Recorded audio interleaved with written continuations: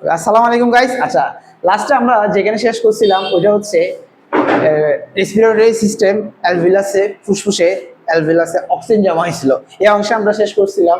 তো অক্সিজেন কোথায় জমা হয়েছিল? অ্যালভিলাসে। অ্যালভিলাসের চারপাশে কোষিক জালিকা পরিবেষ্টন করে থাকে, বা চতুর্দিক থেকে অক্সিজেন অ্যালভিলাসকে ঘিরে থাকে হচ্ছে কোষিক জালিকা। তো এই কোষিক জালিকা আর অ্যালভিলাস, ওদের মধ্যে অক্সিজেন বিনিময় হবে। ঠিক আছে, অক্সিজেন বিনিময় হয়ে তাহলে অক্সিজেন এখন আছে কোষিক জালিকাতে, এই কোষিক জালিকা কোষ থেকে বের হবে। তো বের হয়ে একটা রক্তনালী পথে যাবে। তো এই রক্তনালী পথে গিয়ে এটা কোথায় আসবে? রক্তনালী, এটা হচ্ছে আমাদের হৃৎপিণ্ডের প্রবেশ করবে। হৃৎপিণ্ডের বাম অ্যাট্রিয়াম এই অংশে প্রবেশ করবে রক্তনালীটা। আচ্ছা, যে আমরা আমি যদি চিত্রের দিকে একটু খেয়াল করি তাহলে দেখবা হচ্ছে এই চিত্রটা বা এই যে রক্তনালীটা হচ্ছে লালচে কালার, তাহলে এটা অক্সিজেন পরিবহন করতেছে, ভালো কথা। আচ্ছা, এটার একটা নাম থাকবে না? আমরা ধমনী জানি যে অক্সিজেন পরিবহন করে, তবে এটা একটা ইন্টারেস্টিং বিষয় হচ্ছে এটার নাম হচ্ছে শিরা। কি শিরা? ফুসফুসীয় শিরা। এটা হচ্ছে একটু ব্যতিক্রম। আমরা জানি যে ধমনী অক্সিজেন পরিবহন করে, অবশ্যই এটা একটা ধমনীর মতন, এটা কাজ হচ্ছে ধমনীর মতন, প্রপার্টিসটা ধমনীর মতন, বাট এটার নামকরণটা হয়েছে শিরা। হ্যাঁ, নামকরণটা কি একটু ব্যতিক্রম হয়ে শিরা। তাহলে ফুসফুস থেকে বের হয়েছে যে ধমনীটা, ওইটার নাম হচ্ছে ফুসফুসীয় শিরা। এটা কোথায় প্রবেশ করতেছে? ডান অ্যাট্রিয়ামে। ওকে, ডান অ্যাট্রিয়ামে, সরি বাম অ্যাট্রিয়ামে প্রবেশ করতেছে। তো বাম অ্যাট্রিয়ামে অক্সিজেন গুলো আছে, প্রবেশ করলো কোথায়? বাম অ্যাট্রিয়ামে। অনেকগুলো রক্তকণিকা আসলো, এভাবে রক্ত জমা হলো, রক্তের মধ্যে তো অক্সিজেন গুলা একটা বিক্রিয়ার মাধ্যমে অক্সিহিমোগ্লোবিন হিসেবে থাকে, এগুলো আমরা ইন ডিটেলস বলবো। তো এখানে এভাবে জমা হলো কি? রক্ত। তো এখানে জমা হলে এই যে বাম অ্যাট্রিয়াম, এটার মধ্যে একটা চাপ ক্রিয়েট হবে। তো বাম অ্যাট্রিয়াম আর বাম ভেন্ট্রিকল এদের মাঝখানে একটা বাল্ব থাকে, এটার নাম হচ্ছে বাইকাসপিড বাল্ব। এই যখন চাপ ক্রিয়েট হবে, এই বাইকাসপিড বাল্বটা বন্ধ ছিল, এটা এখন ওপেন হয়ে যাবে, তাহলে রক্তগুলো সুন্দর করে নিচে নেমে যাবে। তো নিচে নামলো, তাহলে এখানে আবার রক্তগুলো এখানে চলে আসছে, বাম ভেন্ট্রিকলে চলে আসছে। তাহলে অ্যাট্রিয়ামের যে রক্তকণিকা ছিল বা রক্ত ছিল, এগুলো মুছে গেল, মুছে কোথায় চলে আসছে? ভেন্ট্রিকলে চলে আসছে। ভেন্ট্রিকল আসার পর যখন আসছে, সব চলে আসছে, তখন দরজাটা আবার বন্ধ হয়ে যাবে। তো বন্ধ হয়ে গেল, তো এখানে যখন ভেন্ট্রিকলে রক্তগুলো জমা হলো, তখন এখানে একটা চাপ ক্রিয়েট হলো। ভেন্ট্রিকল কি করলো? এর রক্তকণিকাগুলোকে উপরের দিকে পাঠিয়ে দিল, যেহেতু উপরে একটা কি আছে? ফাঁকা রাস্তা আছে। আর উপরে একটা ফাঁকা রাস্তা হচ্ছে, এটা একটা রক্তনালী। এই রক্তনালীটা হৃৎপিণ্ড হয়ে বের হয়ে, এটা হচ্ছে মহাধমনী বলা হয়, যেহেতু অক্সিজেন পরিবহন করছে। এই মহাধমনীটা কি করতেছে? সর্বপ্রথম আমাদের ব্রেনে রক্ত পাঠাচ্ছে। ঠিক আছে, ব্রেনটা যদিও আমাদের ফুসফুসের উপরের দিকে বা সবার উপরে ব্রেন থাকে, কিন্তু আমার জায়গা স্বল্পতার কারণে আমি ব্রেনটাও ডান সাইডে দেখাইছি, তাহলে ব্রেনে যাবে। ব্রেন পাশাপাশি এই মহাধমনীটা আরেকটা ব্রাঞ্চ তৈরি করবে, এগারোটা ব্রাঞ্চ তৈরি করলো, করে প্রত্যেকটা অর্গানে এক একটা ধমনী পাঠাবে। এই যে লিভারে পাঠালো, নাম কি? যকৃৎ ধমনী। এই যে আমাদের পরিপাকতন্ত্রে পাঠালো, নাম কি? মেসেন্টেরিক ধমনী। এই যে আমাদের কিডনিতে পাঠালো, নাম কি? রেনাল ধমনী। এই যে আমাদের পাতে সর্বশেষ যে অংশটা, যে অর্গান পাতে পাঠালো, নাম কি? ফিমোরাল ধমনী।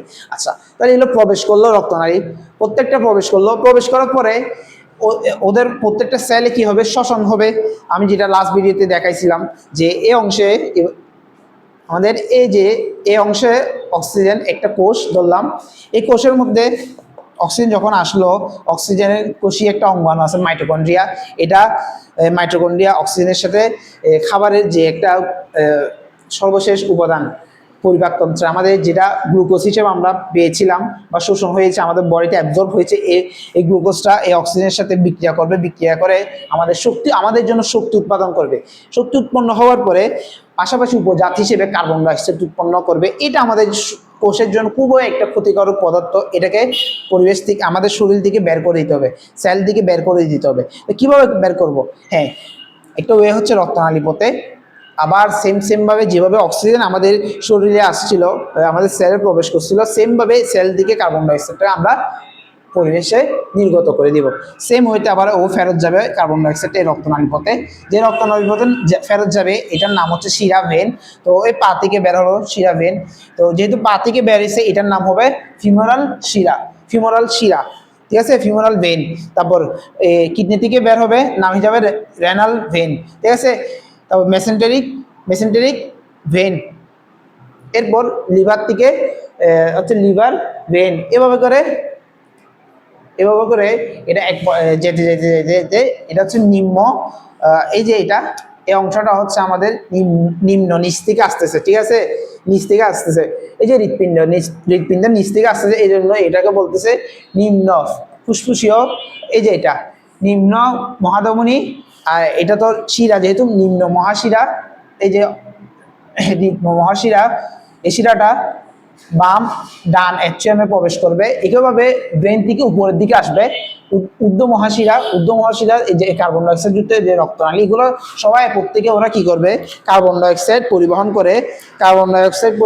করে ডান এ প্রবেশ করবে। এই যে কার্বন ডাইঅক্সাইড, এখানে কি আছে, কার্বন ডাইঅক্সাইড এই যে প্রবেশ করলো এখানে, এই কার্বন ডাইঅক্সাইড ডান এ প্রবেশ করতেছে।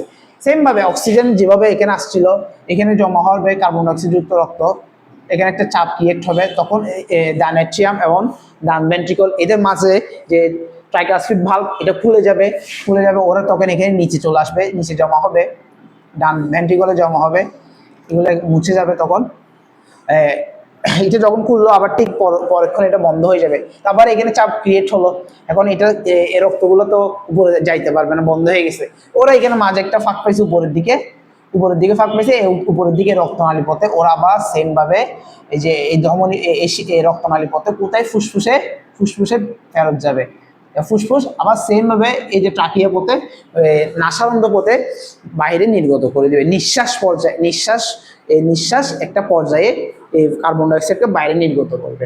তাহলে এই যে রক্তনালীটা ফুসফুস থেকে হৃৎপিণ্ড থেকে ফুসফুসে কার্বন ডাইঅক্সাইড নিয়ে গেছে, এটাকে আমরা দেখেন এটা হচ্ছে নীলচে কালার, তাহলে এটা হবে কি, কার্বন ডাইঅক্সাইড পরিবহন করতেছে, তাহলে এটা হওয়ার উচিত ছিল শিরা, বাট এটা ফুসফুসে নিয়ে যাচ্ছে, এই কারণে এটা হবে ফুসফুসীয় ধমনী, এটাই ব্যতিক্রম। তাহলে ফুসফুসীয় ধমনী এই অংশটা আমাদের দেখা শেষ।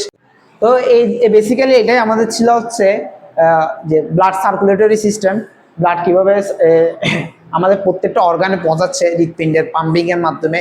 তো এগুলো আমরা একটা বেসিক, হৃৎপিণ্ডে কিভাবে পাম্প করতেছে আমি তো এখানে প্রেশার দিয়ে বুঝাইছি সিম্পল বোঝার জন্য, কিন্তু আমরা এটা ইন ডিটেলস আমরা এই হৃৎপিণ্ডের এই অংশটা পড়বো, এই হৃৎপিণ্ডের এই অংশে আমরা ইন ডিটেলস পড়বো কিভাবে পাম্প হচ্ছে, কিভাবে মানে একটা চাপ ক্রিয়েট হচ্ছে, এই বিষয়গুলো আমরা ইন ডিটেলসে পড়বো।